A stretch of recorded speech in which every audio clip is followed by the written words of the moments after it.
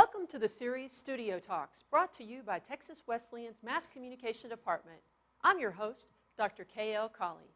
Each week, we'll talk with a mass communication professional who has visited our campus.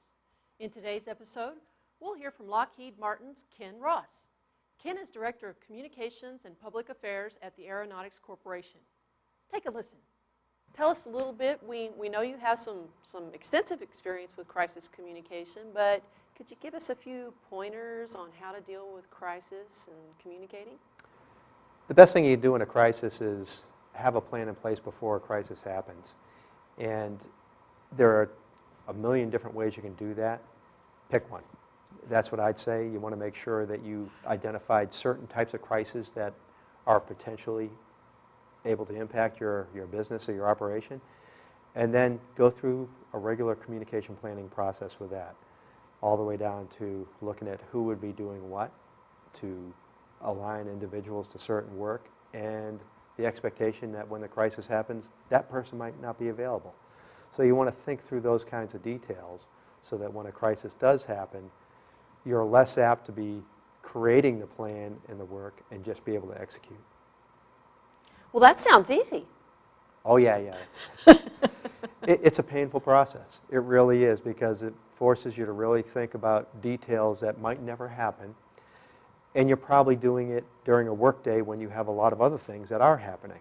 And you have to find the time and carve it out to make that work. I've worked in a number of different organizations where everyone understands the importance of a communication plan, a crisis communications plan, but has a hard time getting around to doing it.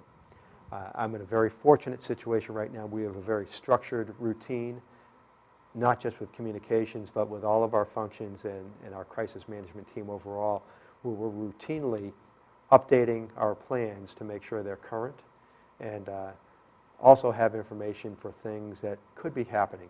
We look specifically at things like pandemics and other issues, naturally occurring things like weather that we have to deal with, and that we fold in along with all the other unknowns.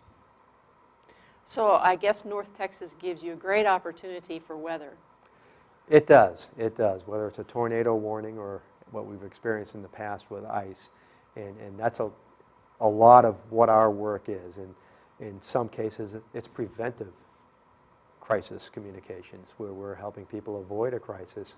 And that's our goal, is ideally, if you have everything in place, you can take that to the extreme of, for tornado preparedness, you can have a structure that will never be destroyed by a tornado. And that's a great way to prevent a crisis. But in communications, there's elements you can do there too, and making sure there's education and awareness of certain things. One of the things that's been common across America, or becoming more common, unfortunately, is violence in the workplace.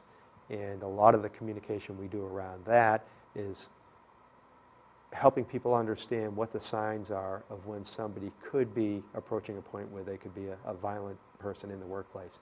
How do you recognize that, and what do you do with that information so that you can prevent an activity from happening? Wow. Well, that does sound like a lot of work. But I guess it's all worth it in the end.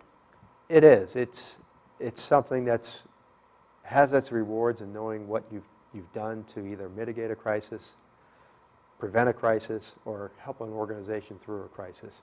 Because no matter what the crisis is, there's always good people involved.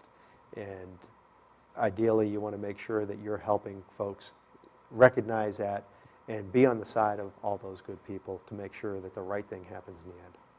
Thanks for listening. Join us next week as we talk with the Dallas Cowboys' Joe Trahan. I'm Dr. K.L. Colley. See you next week.